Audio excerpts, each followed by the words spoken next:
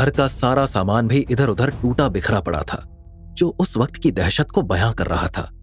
यश को देखते ही श्रुति जैसे किसी सहारे की तलाश में उसकी तरफ दौड़ कर आई और उसे जोर से गले लगाकर फपक फपक कर रो पड़ी। यश ने उसके सिर पर हाथ रखकर सांत्वना दी और कहा, शांत हो जाओ श्रुति, हम आ गए हैं ना? अब बताओ यहां क्या हुआ था? श्रुति घबराई नजरों से दरवाजे की तरफ देखने लगी। उसकी नजर को फॉलो करते हुए यश ने देखा वहां मोहल्ले के कई लोग खड़े थे। सबकी नजरें किसी भूखे गिद्ध जैसी थी। कुछ लोगों ने अपने मोबाइल निकाले हुए थे और वीडियो बना रहे थे, जैसे किसी बड़ी घटना का कोई तमाशा चल रहा हो। यह सब देखकर यश के दिल में जैसे एक चिंगारी जल उठी। उसे अपनी लिखी एक शायरी याद आई। आज के दौर में वो इंसानियत ऐसे निभाते हैं, आज के दौर में वो इंसानियत ऐसे निभाते हैं, लोग मर रहे होते हैं और वो वीडियो बनाते हैं। यश एकदम से भड़क उठा, उसकी आवाज गूंज उठी। यहां कोई तमाशा चल रहा है क्या? तुमने घर की बहू बेटियां परेशान होती तब भी इसी तरह वीडियो बनाते?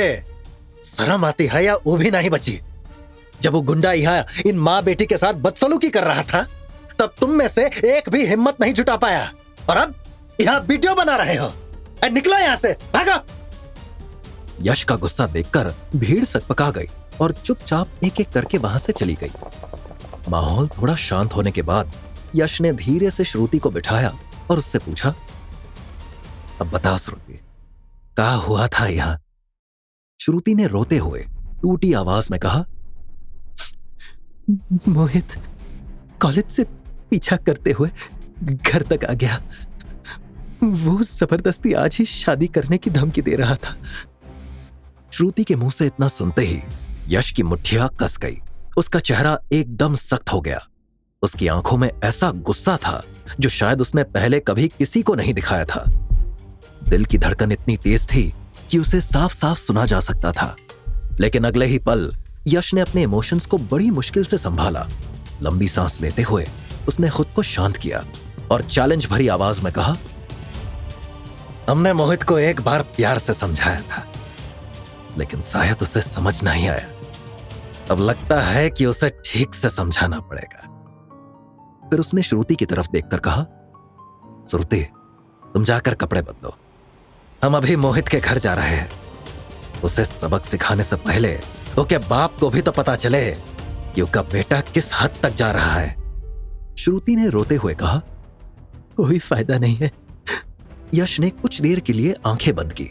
उसकी आंखों के सामने सारी घटनाएं फिर से घूम गई। फिर उसने एक लंबी सांस लेते हुए कहा,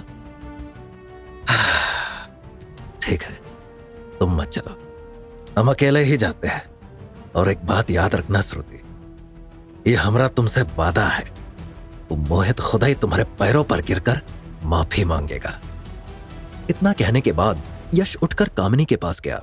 जैसे ही उसने कामिनी के कंधे पर हाथ रखा, कामिनी उससे लिपट कर फपक फपक कर रो पड़ी। कब तक करेगा रे तू हमारे लिए ये सब? मैं फिर कह रही हूँ, किसी एजेंट को लाकर ये घर बेच दे और मैं गांव चली जाऊंगी। नहीं तो एक दिन वो लड़का मेरी बेटी की जिंदगी बर्बाद कर देगा। फिर मैं किसी को मुंह दिखाने लायक नहीं बचूंगी। यश ने धीमी आवाज में कहा, हमरे होते हुए श्रुति का बाल भी बाका नहीं होगा आंटी, अब भरोसा रखिए। हम है ना, मोहित को ऐसा सबक सिखाएंगे कि आज के बाद वो इधर देखेगा भी नहीं। अब हिम्मत रखिए और श्रुति को संभालिए। अब दोनों एक दूसरे का सहारा है? उसकी इन बातों ने कामिनी को कुछ हिम्मत दी। यश ने दोनों को अंदर बिठाया, पानी पिलाया और फिर वहां से मोहित के घर की तरफ निकल गया। टैक्सी में बैठते ही यश के दिमाग में तूफान चलने लगा। उसके सामने एक नहीं बल्कि दो मुश्किलें थी। उसे न सिर्फ मोहित को श्रुति की जिंदगी से दूर करना था, बल्कि उस मोबाइल से अपनी और कियारा की वो फोटो भी हासिल करनी थी। यश सोच विचार में डूबा ही था कि तभी मोहित के बंगले के गेट से एक तेज रफ्तार स्पोर्ट्स कार निकली।